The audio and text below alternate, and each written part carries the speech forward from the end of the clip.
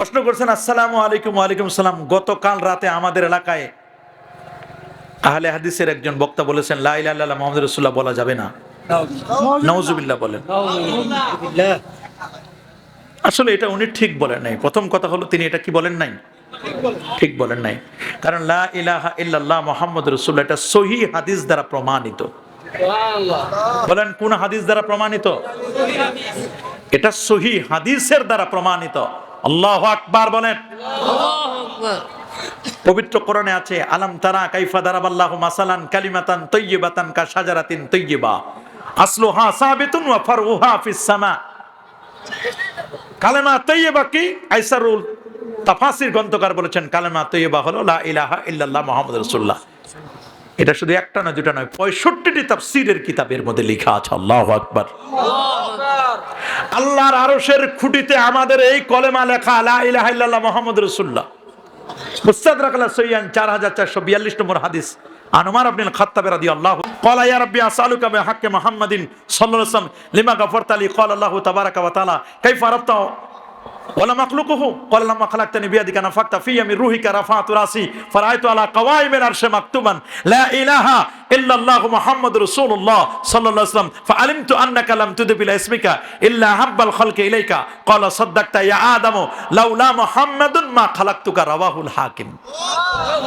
আরশের খুঁটিতে এই কলেমাটা লেখা। হযরত আবু যর গিফার রাদিয়াল্লাহু তাআলা আমি এবং আমার চাচতো ভাই নুআইম দুজন মিলে রাসূলুল্লাহকে খুঁজতে লাগলাম। খুঁজতে খুঁজতে নবীকে পেলাম পাহাড়ের পাদদেশে।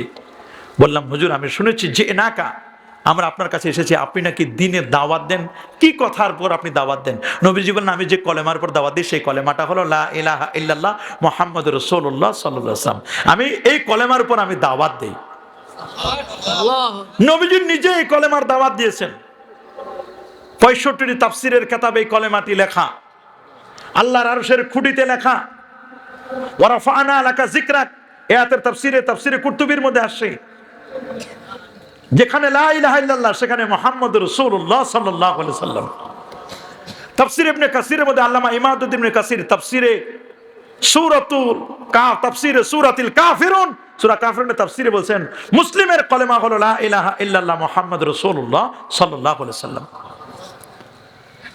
কাবা শরীফের গিলাফে কলেমাটা লেখা, কাবার দরজায় লেখা, মক্কা টাওয়ারের উপরে লেখা, আফ্রিকার জঙ্গলে গাছের মধ্যে লেখা, সমুদ্রের মাছের গায়ে লেখা, নবীজির আংটি মোবারকে কলেমা লেখা, নবীজির লেওয়ায়ে হাম থাকবে সেই লেওয়ায়ে হামদে সেখানে লেখা, আসহাবে কাহফের মসজিদের উপরে কলেমা লেখা।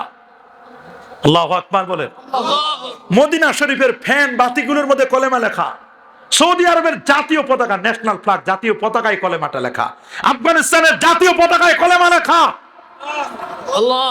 জান্নাতের হুরদের কপালে কলেমা লেখা থাকবে।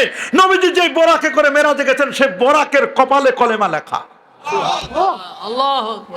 তারপরে মন ভরে না কয় কলেমায় শিরক আছে। শিরক কলেমায় নাই, শিরক ঢুকছে মৌলবীর মাথায়। ওর মাথায় ঢুকছে শিরক। কলেমা নিঃসন্দেহে একসাথে লেখা এবং পড়া এটা জায়েজ। যে মৌলবী এই কথা বলেছে যদি বলে যে এই কলেমা বলা যাবে না পড়া যাবে না, এই মৌলবী কোনো আলেম না, তাকে আলেম বলা যাবে না। আর যদি ইহানত করে তাহলে তার ইমানের ফোল্ডার থেকে সে বের হয়ে যাবে।